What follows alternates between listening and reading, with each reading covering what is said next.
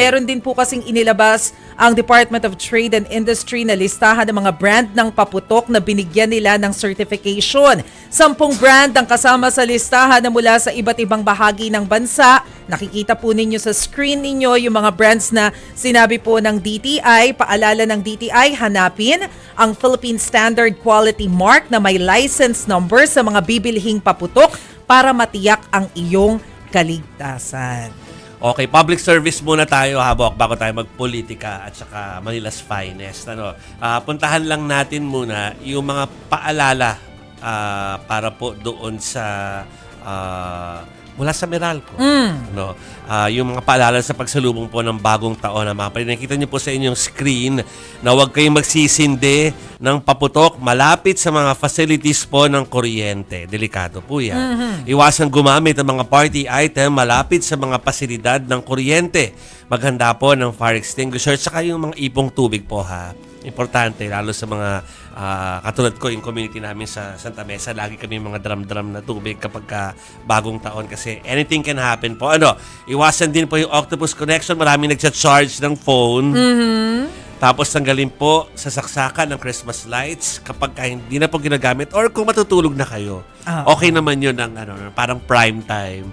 Pero patayin nyo na maya-maya. So ilan lang po yan sa mga paalala. Tomorrow, mga first aid naman po ang ibibigay namin sa inyo. Bakit?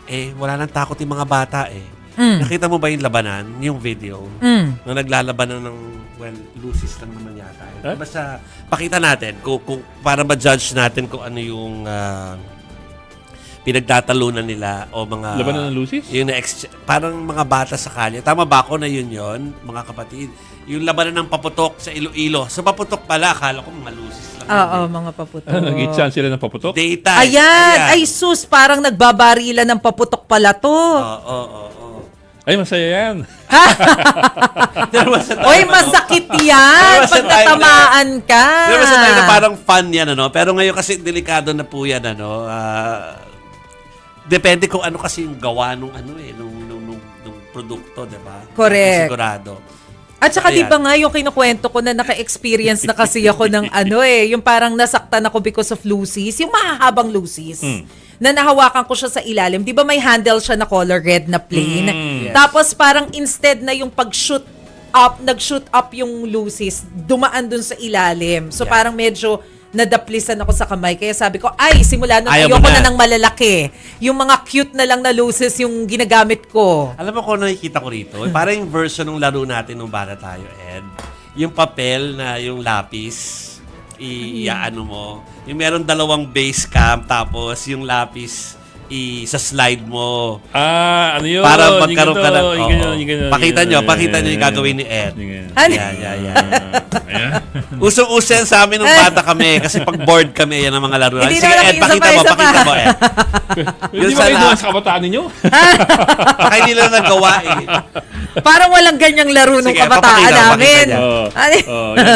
May mga base kayo ng ganyan. Yeah, 2 base. Hindi naman nakikita Nasa, Ay, magtitira kayo ng ganyan. So, palayuan ng tira. tapos kung sino yung umabot dun sa dulo, yun ang panalo? Hindi. Tapos yung mo, magagayan din. Dyan siya. Tapos palapit hanggang pag magkatapat na kayo, titirahin mo naman siya. Yes, kailangan masapul mo siya. Yan. So yeah. Where was your childhood from? Hello! Nagpe-flames kami! Tetris na yata kayo na. Anyway, sa mga at saka nag-Chinese garter kami. Tama rin. Okay. So, mga kapatid. Tanda ko ng kabataan ko. Ako hindi ako nag-ganon ng lucis. Pero tanda ko yung alam mo yung toaster ng tinapay na patayo na gano'n, di ba? It heats by resistance of wire Yes. Di ba? Yes. So nag-glow yung wire ng gano'n. So several layers ng wire nag-glow ng gano'n, parang pula-pula. Ako naman, ano kaya yun? Kuha ko ng tinidor. Grabe!